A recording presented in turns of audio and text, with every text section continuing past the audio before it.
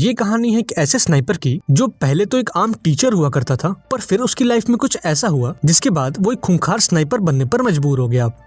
ये कहानी शुरू होती है यूक्रेन के एक बहुत ही शांत इलाके से, और इस इलाके में हम एक छोटी सी झोपड़ी को देखते हैं। इस झोपड़ी में एक कपल रहता है जिसमें हस्बैंड का नाम है मिकोला और वाइफ का नाम है नास्टिया। मिकोला एक टीचर है और पास ही के एक स्कूल में बच्चों को मैथ्स पढ़ाता है।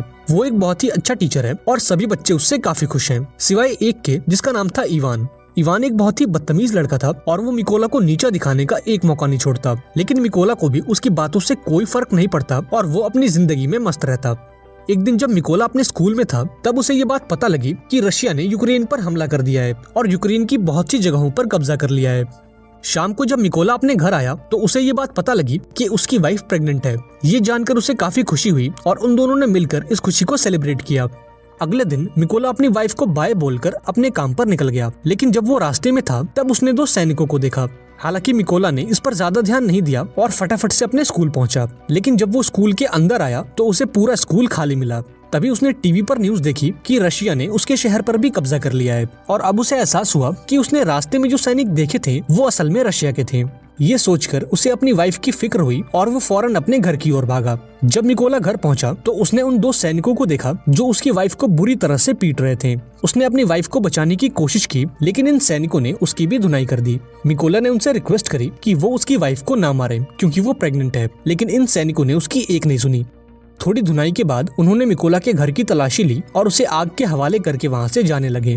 अब अपने घर को जलता देख नास्टिया गुस्से से लाल हो गई और एक पत्थर उठाकर उन्हें मारने की कोशिश की। ये देखकर उन सैनिकों ने गोली चला दी और नास्टिया की मौके पर ही मौत हो गई। अब अपनी वाइफ को मरता देख मिकोला पूरी तरह से टूट गया और फूट फूट कर रोने लगा।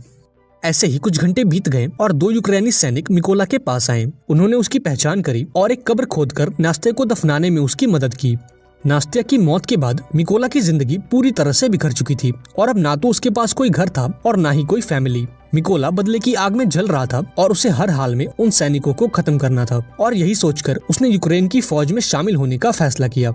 इसके बाद ये दोनों सैनिक मिकोला को लेकर अपने बेस पर आए, लेकिन जब उनके सीनियर ने मिकोला को देखा तो वो काफी नाराज हो गया और उसे फौज में भर्ती करने से मना कर दिया, क्योंकि उसे डर था कि कहीं मिकोला कोई जासूस ना हो।